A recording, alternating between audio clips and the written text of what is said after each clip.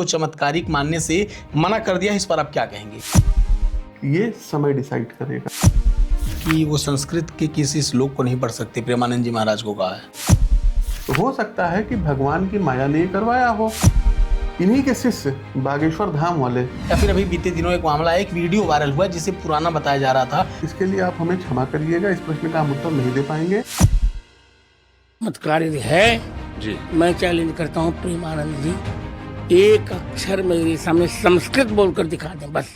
एक TV interview के दौरान जगत गुरु रामभद्राचार्य जी ने कुछ ऐसा कह दिया है जिसको लेकर बवाल खड़ा हो गया है। सोशल मीडिया से लेकर मीडिया तक उन्हीं बातों की चर्चाएं हो रही हैं और उन्हीं पर पूरा जिक्र छिड़ा है। एक टीवी इंटरव्यू के दौरान रामभद्राचार्य जी ने प्रेमानंद जी महाराज को लेकर कह दिया कि संस्कृत में वो कोई श्लोक नहीं पढ़ पाते और उनकी जो प्रासंगिकता है वो क्षणभंगुर है। इसी मामले पर बातचीत करने के लिए हमारे साथ पंडित आशीष वत्स जी हैं, जिनसे जानेंगे कि इस पूरे मामले को लेकर जो बवाल खड़ा हुआ है उस पर इनकी क्या राय है। बहुत बहुत स्वागत है आपका फिल्मटिक्स मीडिया में। जिस तरीके से रामभद्राचार्य जी ने प्रेमानंद जी महाराज को चमत्कारिक मानने से मना कर दिया, इस पर आप क्या कहेंगे? सबसे पहले सभी दर्शकों को जय श्री राम। संपूजका नाम परिपालिका नाम यतेन्द्रियाणाम च तपोधना नाम देशस्य राष्ट्रस्य कुलस्य राज्ञाम करोतु शांतिम भगवान कुलेशा। शिवेश जी, सबसे पहले तो किसी भी व्यक्ति की जो लोकप्रियता होती है देश काल परिस्थिति पर निर्भर करती है।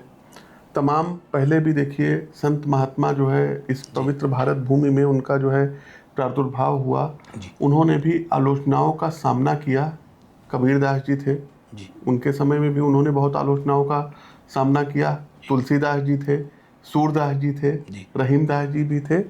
तो जो क्षणभंगुर होता है, जैसा कि आपने कहा कि लोकप्रियता जो है क्षणभंगुर है, ये जो क्षणभंगुर आपने कहा ये कोई व्यक्ति डिसाइड नहीं करेगा, ये समय डिसाइड करेगा जी। और आपने जो कहा दोनों ही संत जगत गुरु रामभद्राचार्य जी और प्रेमानंद महाराज जी, ये दोनों संत शिरोमणि हैं। ये दोनों सनातन के दो स्तंभ हैं। इन लोगों ने अपने अपने क्षेत्र में जो किया है, एक ज्ञान मार्ग के संत हैं और दूसरे भक्ति मार्ग के संत हैं। जो जगत गुरु रामभद्राचार्य जी हैं ये ज्ञान मार्ग के हैं जी। इन्होंने बचपन में जब इनका जन्म हुआ तो ये नेत्रहीन जो है हो गए थे जन्म के कुछ समय बाद।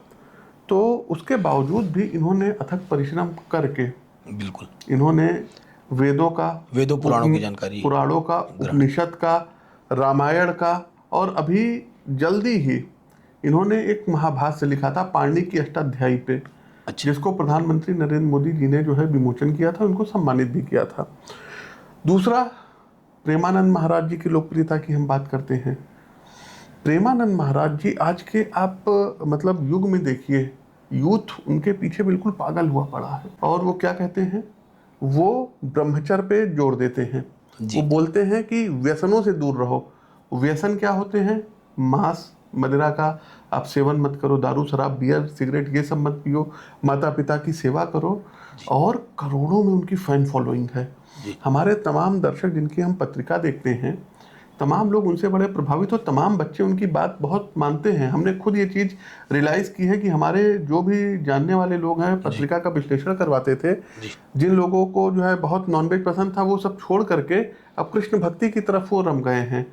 तो किसी भी व्यक्ति की लोकप्रियता जो होती है कोई व्यक्ति नहीं डिसाइड करता है, ये समय डिसाइड करता है।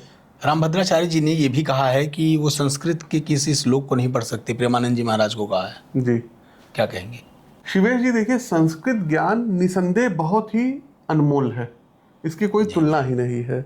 और हमारे जितने भी वेद वगैरह लिखे गए हैं ये सब संस्कृत में ही लिखे गए हैं। संस्कृत भाषा को बोलते हैं देववाणी।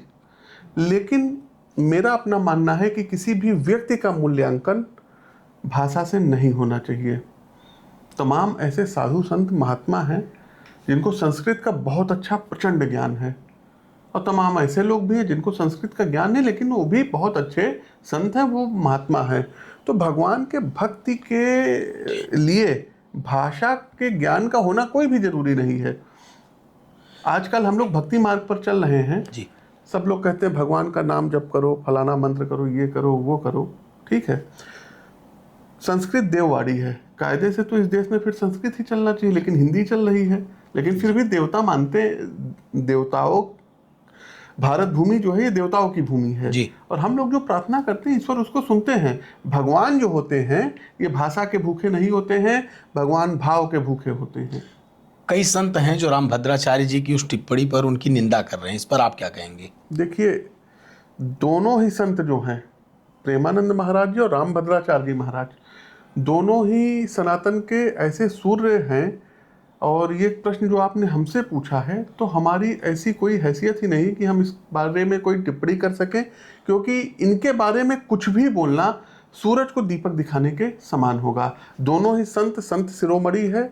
और हाँ, तमाम संतों ने, कुछ लोगों ने जो है आलोचना की है, ये उनकी व्यक्तिगत टिप्पणी है। लेकिन हमारा अपना मानना है कि देखिए, भगवान का एक नाम है मायापति, भगवान विष्णु का नाम है मायापति, अर्थात माया के पति। और हम सब मनुष्य हैं, तो सभी के अंदर माया व्याप्त है, समझ रहे हैं। तो हो सकता है कि भगवान की माया ने करवाया हो, कुछ समय के लिए उनके मन में कुछ आया है, बोल दिया हो। उन्होंने तो अपने भाषण में ये भी जो है आगे कहा है कि वो हमारे पुत्र समान हैं। तो होता क्या है शिवेश जी, कि व्यूज़ बटोरने के लिए, सब्सक्राइबर लेने के लिए तमाम लोग होते हैं जो इस तरीके के प्रश्न करके एक दूसरे संतों को आपस में जो है लड़वाते हैं। ऐसा नहीं करना चाहिए। और सबसे पहली बात, ये जो बुद्धि है ना, मति, ये ईश्वर ने सबको दे रखी है, इसका प्रयोग करना चाहिए। हाँ ठीक है, कमी सबके अंदर होती है। हमारे अंदर हो सकता है कि 90 कमियां हों लेकिन 10 अच्छाई हैं। तो हमारी, अगर आप 90 कमियों को देखेंगे तो आप आगे नहीं बढ़ पाएंगे, लेकिन हमारी 10 अच्छाइयों में से 1-2 अच्छाइयों को आप अपना लेंगे तो आगे बढ़ेंगे। रामभद्राचार्य जी के अंदर बहुत अच्छाइयाँ हैं और कुछ उनके अंदर भी बुराइयां हैं। कुछ प्रेमानंद महाराज के अंदर अच्छाइयां है, कुछ बुराइयां है। तो हम अगर सारे संत महात्माओं की थोड़ी थोड़ी अच्छाई अपना लें तो हमारा जीवन तो ऐसे भी पूर्ण हो जाएगा। और ये जो है, जो विवाद चल रहा है, इसका कोई तुक नहीं बनता है। उन्होंने हो सकता है कह दिया हो, अब सही है गलत है ये तो जो है इतिहास डिसाइड करेगा। लेकिन आपने हमसे हमारा व्यू पूछा है, तो हमारे हिसाब से ये सब चीज़ें नहीं होनी चाहिए। एक संत द्वारा दूसरे संत के बारे में इस तरीके से बातें कहे जाने पर सनातन परंपरा पर क्या असर पड़ता है? सनातन परंपरा का बहुत ज़्यादा नुकसान होता है, आपस में लोग लड़ते हैं। शिवेश जी, इसी पॉडकास्ट में हमने एक चीज़ देखी थी, जगत गुरु रामभद्राचार्य जी ने इसमें कहा था कि जो है, हमने जो है चतुर्वर्ण के जो लोग हैं इन सबको हम साथ लेकर के आए थे। और उन्होंने जो टिप्पणी की थी ये पूरी शंकराचार्य के ऊपर की थी, स्वामी निश्चलानंद सरस्वती जी पर। ये सरासर गलत है। इन्हीं के शिष्य बागेश्वर धाम वाले धीरेन्द्र शास्त्री, हाँ धीरेन्द्र शास्त्री, शंकराचार्य जी को लेके क्या कहे थे कि वो हमारे सनातन के राष्ट्रपति हैं, प्रधानमंत्री हैं। इन्हीं के शिष्य ने कहा था, हमने नहीं कहा था। तो इनको भी इन सब चीज़ों को बोलने से बचना चाहिए। इन्होंने कहा चतुर्वर्णिक लोगों को हमने मिलाने का काम किया है। ठीक है भाई, आपने मिलाया है, फिर आप अपनी कथा में ये क्यों कहते हैं कि पाठक, तिवारी, उपाध्याय, ये सब, हाँ ये सब जो है निकृष्ट ब्राह्मण हैं? क्या जरूरत है ये सब कहने की? मनुर्भव, पहले आप मनुष्य बनिए। इन सब चीजों से कहीं कहीं लगता है कि ऐसे बयानों से समाज में इसका बुरा असर पड़ता है।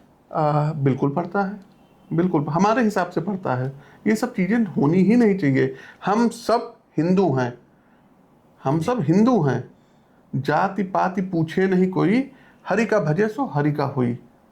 तो जात पात में मत पटो, आप हिंदू हैं, हिंदू बन के रहिए। एक आखिरी सवाल पंडित जी, जिस तरीके से बीते काफ़ी समय से देख रहे हैं कथावाचकों या जो भी धर्माचार्य हैं उनके बयानों को, राजनीतिज्ञों पर जिस तरीके से वो बयान दे रहे हैं, या फिर अभी बीते दिनों एक मामला, एक वीडियो वायरल हुआ जिसे पुराना बताया जा रहा था, अखिलेश यादव और अनिरुद्धाचार्य के बीच बातचीत का, वो भी सोशल मीडिया पर वायरल हुआ। अखिलेश यादव जी ने अनिरुद्धाचार्य जी से भगवान श्री कृष्ण का पहला नाम पूछ लिया, वो वीडियो भी वायरल हुआ। तो इस तरीके के जो वीडियोज़ हैं या इस तरीके की जो बातचीत हैं उनको आप कैसे देखते हैं?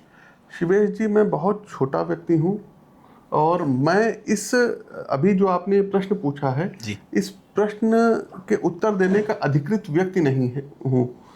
ये प्रश्न राजनीति से जुड़ा हुआ प्रश्न है और इस प्रश्न का उत्तर कोई कुशल राजनीतिज्ञ ही दे सकता है। तो इसके लिए आप हमें क्षमा करिएगा, इस प्रश्न का हम उत्तर नहीं दे पाएंगे। आप जो है धर्म संस्कृति सनातन से जुड़ा हुआ कोई प्रश्न पूछेंगे, ज्योतिष से जुड़ा हुआ, अध्यात्म से जुड़ा हुआ कोई प्रश्न पूछेंगे, मैं उसका उत्तर दे दूंगा। लेकिन ये राजनीतिक प्रश्न है, तो किसी राजनीतिक व्यक्ति से अगर आप इस प्रश्न का उत्तर लेंगे तो वो आपके लिए ज़्यादा श्रेष्ठकर रहेगा। तो आपने देखा हमारे साथ थे पंडित आशीष वत्स जी, जिन्होंने बताया कि इस तरीके के जो विवाद हैं उससे कहीं न कहीं सनातन परंपरा पर उसका प्रभाव पड़ता है। आगे की और अपडेट के लिए जुड़े रहें फिल्मीटिक्स मीडिया के साथ।